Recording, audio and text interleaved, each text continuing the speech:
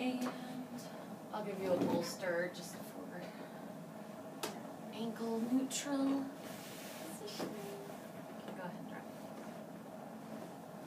Comfortable there? Okay.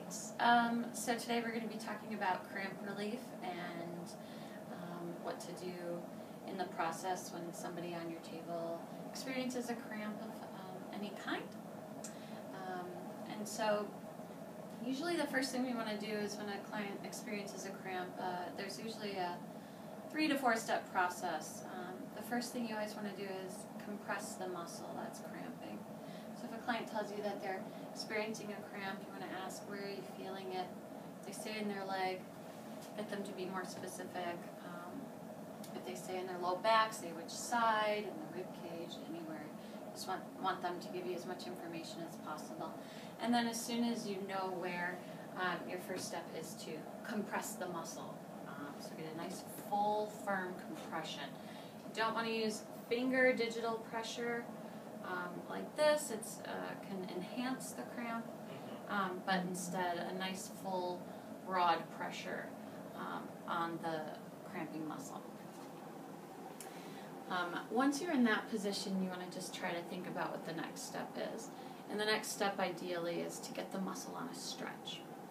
And so thinking about your positioning of your client and how to optimally stretch a muscle, and that would be across 2 joints if it does cross multiple joints, or really across the primary joint in most cases of a muscle. Okay. So for example, if the hamstrings are cramping, I'll have a full compression onto the hamstrings here. Often enough, that's all you need in order to resolve the cramp. And so I'll usually check in as well, does that help? Is it helping, or is it still cramping? And based on their response, then I'll want to continue into getting it on a full stretch and thinking about what to do next after that. So because the hamstrings attaches here at the ischial tuberosity and then crosses the knee and inserts at the tibia and the fibula, you really want to ideally think about how to stretch the muscle across both of those areas. And so, ideally we're getting the client into hip flexion and knee extension. In prone, it's just not able to do that. So what I could do if the client's clothes or underneath the sheets is to have them roll up toward me and get them into a flexed hip and an extended knee by taking them out to the side this way. So what that might look like is, Ramon, I just want you to face toward me really quickly, and we're just going to kind of roll your hip up this way. It's good. And then get them into a stretch like this. So that way I'm getting a stretch across the hip and across the knee at the same time. Okay. And then you can think about what to do next. Ideally, you'll have a hand kind of compressing into that muscle still. You could also have them turn all the way over onto their back and stretch them up into hip flexion and knee extension that way too. But I find that this is kind of the quickest, easiest way without having them have to move too much. Okay. All right. So now I'm thinking about what I would do next. And if a compression and then a stretch is not enough to resolve the hamstring cramp, then I can add one final element into that, and that is to do reciprocal inhibition, which is to fire the muscles working in opposition to the cramping muscles. So if we can get a nice full firing of the opposition muscles, what that will force this muscle to do is to have to relax and uncramp. Okay? So in order to do that, I need to think about what do I have to have him fire in order to shut down the hamstrings. Well, I could have him try to push into hip flexion because it does cross here at the ischial tuberosity, but because it does a very, it's the primary knee flexor here, what I'm going to do is have him resist knee extension. So I'm just going to relax his leg down here for just a second and then get him to fire into knee extension. So you need to be clear in your instructions. Ramon, what we're going to do is when I tell you to, you're going to take a nice deep breath in and hold it, and then you're going to try to straighten out your knee against my resistance here, okay? You'll only use about I want you to, it should be a nice strong contraction, but you're not trying to overpower me. We're just going to meet each other's strength. So go ahead and take a nice deep breath in and push. Push against me, harder, harder. And right now I'm just demonstrating to you that his hamstrings have quieted down because his quads are firing really strongly here. And so his hamstrings should feel soft at this point. That tells me that it's working properly. Keep going. What I would say is 8, 7, 6, 5, 4, 3, 2, 1. Relax out of that and get him back into a stretch. Now, the reason I got him a little more neutral is for ease of my being able to meet his resistance, to also make sure I was explaining correctly and getting him to really fire at the knee. Okay? What I could do once I get him into a stretch, are you still feeling like that's cramping? At this point, hopefully, no, it's not.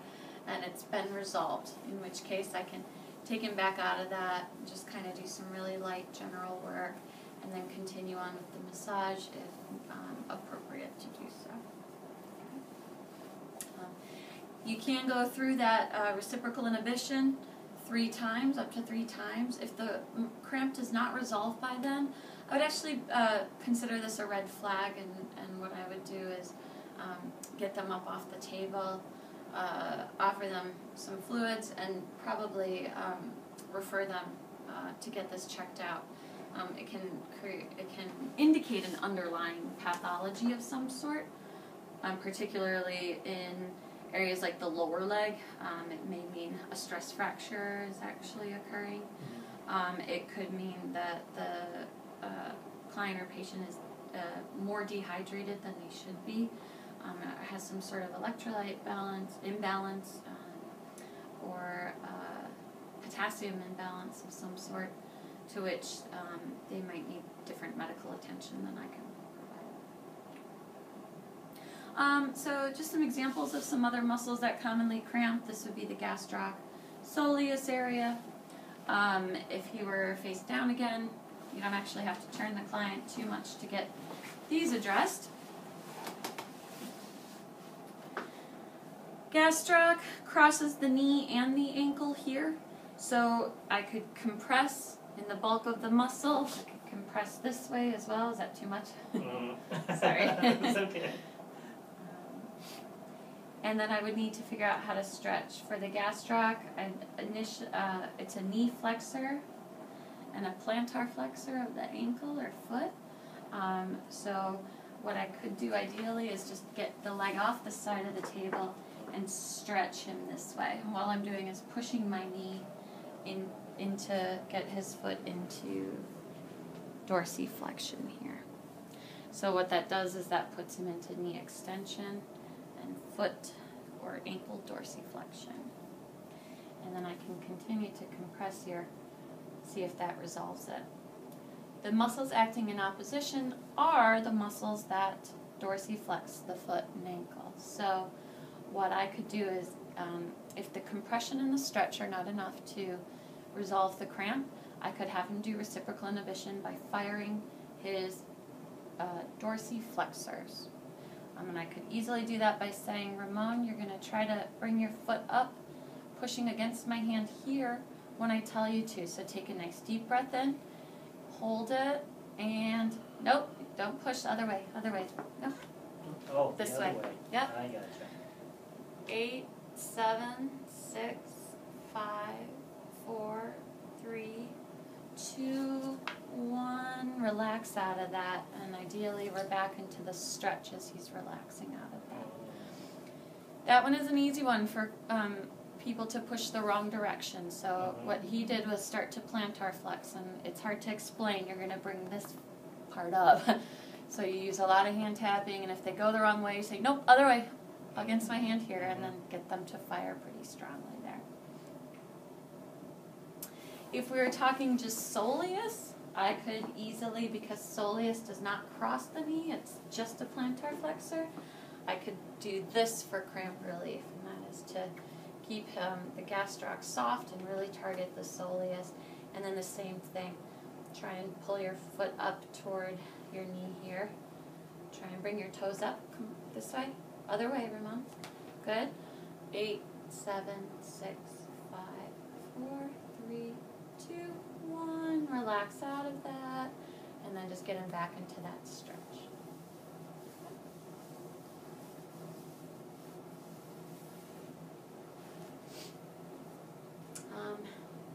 If his quads happen to cramp here, besides the one that crosses the front of the hip, rectus femoris, the quads are primarily knee extenders. And so I'm going to have him fire the muscles in opposition for that, which would be the hamstrings. So if I wanted to, I could stretch his quads. Oh. Is that okay? Mm-hmm. That always happens. Okay. If I want to make sure that rectus femoris is not shortening across the hip, I can pin the sacrum as well. And here I have a good quad stretch. Now you have to be careful with this particular area. If I were to have him fire his hamstrings with them this shortened down, chances are I'm going to get his hamstrings to cramp while I'm doing that. And so you really want to be cautious and thoughtful of that you never want them to fire a muscle that's in a really shortened down position. So I would probably take him here and ask him to try to bring his leg this way. Take a deep breath in, hold it, and pull. Good. 8, 7, 6, 5, 4, 3, 2, 1. You can see his hamstrings are firing really sharp here, so I know his quads have to be soft and turned on. And relax out of that, and then you can go back into that nice full stretch.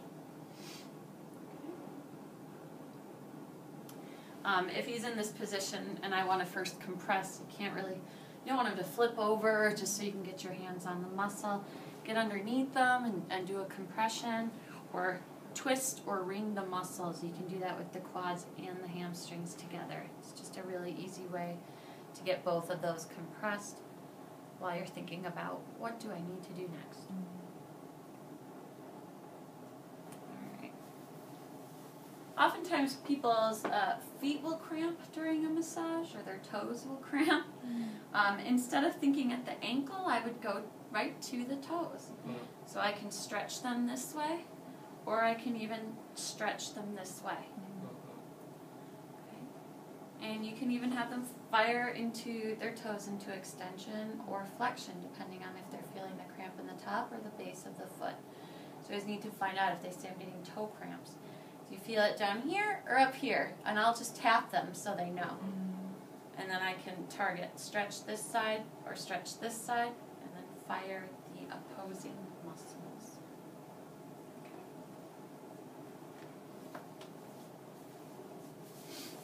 Okay. Athletes can cramp after a high activity. Oftentimes, though, just the general person, they may get cramps at night that wake them from sleep. It's really common for people to get a Charlie horse or to wake up with foot cramps or a neck spasm. And so oftentimes people will ask, well, why am I getting cramps, or why does that happen? And there are many reasons why. Typically I say, well, are you drinking plenty of water throughout the day? Are you getting enough potassium in your diet? And oftentimes a sleep position can have a big impact on muscles that cramp up. So, for example, let's say, and I know we often say we use a bolster to reduce stress on the low back, but I actually use it to keep a neutral ankle for my client in prone. Because let's say my client is a stomach sleeper,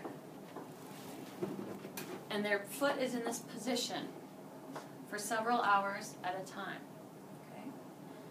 So Ramon's sleeping on his stomach, he's got his head turned, his hands under the pillow, and his feet are like this, or like typically someone will sleep like that. Okay? So you've got at least this position, this position. So what's happening to my calf muscles when my foot is in this plantar flexed position for a long period of time? Shortened? Which muscles are shortened? The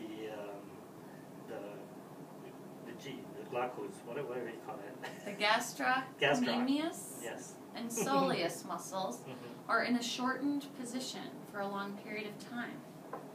So, according to some laws of kinesiology, muscles adapt to that length. Okay? So let's say that Ramon is in this resting position for several hours, and the muscle spindles and proprioceptors have adapted to this length. What happens when Ramon suddenly decides to shift in his sleep and turn on to, say, his back, and he does that? What have I just told all of these proprioceptors in the muscle? It'll probably tense. My muscle is suddenly changing length after all this time. Right. That means danger, danger, danger. I better protect it. So it's going to go into a spasm or cramp. Okay? So oftentimes, this is where night cramps occur, is a client's been in a position for several hours, and then they go to move, and that muscle becomes active, and those proprioceptors sense danger, a sudden change in length of the muscle, which, even though it's not dangerous or necessarily going to cause an injury, the body and proprioceptors respond by sensing danger and causing a cramp to protect the area. So it clamps down on that area for safety. And that's where the client experiences a really painful cramp or muscle spasm. Same thing can happen in the neck. Same thing can happen in the low back, in the shoulder, in the hip flexors, in the glutes, really anywhere in the body from a sudden change. And that is often why I ask my clients, what is your sleep position at night, if you're aware before you wake up or you go to move, so that you can start to think about which muscles are going to be shortened down and short for a long period of time, and does that make sense as to why then the client presents with cramping or with a lot of continuous neck pain or shoulder pain or hip pain. You can adapt all of this to anywhere in the body. Compress, stretch, fire the opposing muscles to shut down that cramp. That's it. Thank you. Whether you're experiencing a cramp, I'll just compress or traction. Or I can compress here. So I'm really getting in like my finger pad compression, but I'm not digging my fingertips in. I'm really using kind of this whole surface of my hand here, much like you would a lumbrical grasp.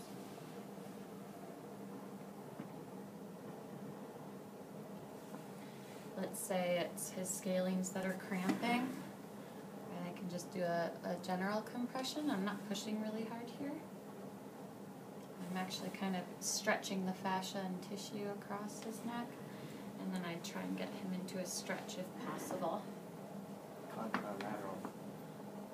Well, yes, so it's a lateral flexor to the same side, so I would stretch it to that opposing side. And then I would think about firing the opposite muscles, which would be the scalenes on the other side, really. So I could take him a little more neutral so that he's not really shortened down here, and I would cause a scaling cramp on the other side. But I can get him neutral and say, I want you to take your left ear to your left shoulder this way. Go ahead and do that. Take a deep breath in, hold it, and push. Good. 8, 7, 6, 5, 4, 3, 2, 1. Relax, and then just kind of stretching back there.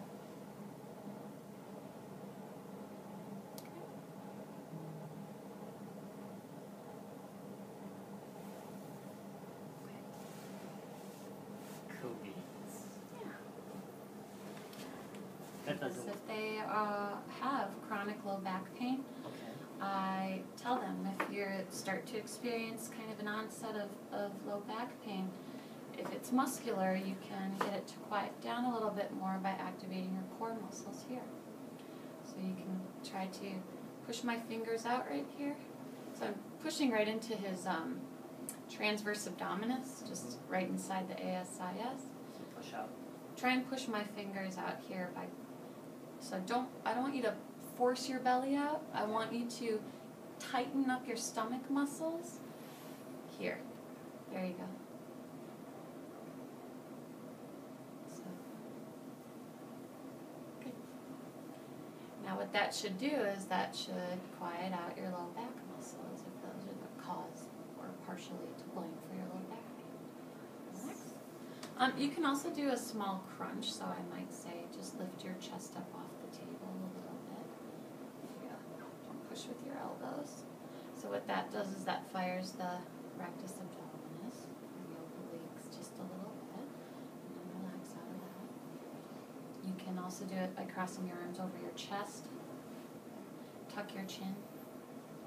Now roll up a little bit. There we go. That's a good, safe abdominal contraction, and that can help.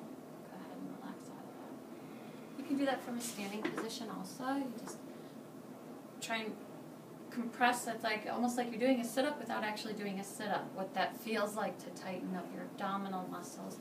You can stick your fingers in there and try and push them out by compressing your abdominal contents, squeezing your muscles. Same thing if my client gets neck cramps or neck tension on the left side, I'll show them to push into the opposite side to fire their antagonists and quiet down. So if you get right side neck pain a lot, you can actually just push your head to the opposite side and offer some resistance, and it'll get these to soften up for a little bit. A little bit of self-care tricks. Can I ask one question? Yes. Would clients sometimes have more of the side, like the IT side? Is there such a thing? Well, we talked about this briefly last week, that the IT band is not a contractile structure, it's a connective tissue structure. So I would palpate to see if it was vastus lateralis specifically where they're feeling kind of a cramp. If it's IT band pain, it's more likely you could get them to do work to quiet down their TFL or their glute medius. Sorry, not glute medius, glute max. Those two attach on to the IT band.